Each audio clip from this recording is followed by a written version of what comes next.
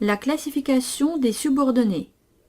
Dans ce diaporama, nous allons analyser la classification des subordonnés. Les propositions subordonnées se divisent en trois grandes catégories. La subordonnée relative, la subordonnée complétive, la subordonnée circonstancielle. Considérons maintenant chaque catégorie à part. La subordonnée relative.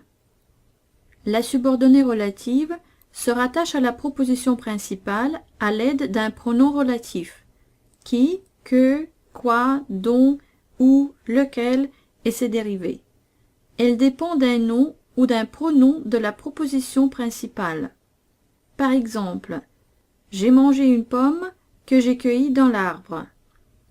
Dans cette phrase complexe, nous avons une proposition principale, j'ai mangé une pomme, et une subordonnée relative, que j'ai cueillie dans l'arbre. Cette dernière comprend un pronom relatif, que, qui remplace le nom, une pomme, de la proposition principale. La subordonnée complétive. La subordonnée complétive est très souvent représentée sous une forme d'un complément d'objet du verbe de la proposition principale et reliée avec celle-ci à l'aide de la conjonction que.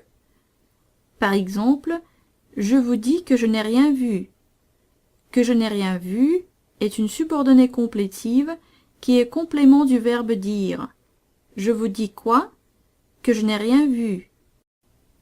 Subordonnée complétive ou relative. Considérons deux phrases complexes. Elle écrit que tu vas envoyer une lettre et elle écrit une lettre que tu vas envoyer. Nous venons de constater qu'une proposition subordonnée complétive représente un complément du verbe de la proposition principale. Pour ce qui est de la subordonnée relative, elle sert d'un complément d'un nom ou d'un pronom qui la précède. Dans les deux cas, nous avons deux subordonnées introduites par que. La première subordonnée, que tu vas envoyer une lettre, est reliée au verbe écrire. Elle écrit quoi? Que tu vas envoyer une lettre. Donc, c'est une subordonnée complétive. Que, dans ce cas, est une conjonction. La deuxième subordonnée, que tu vas envoyer, est un complément du nom lettre.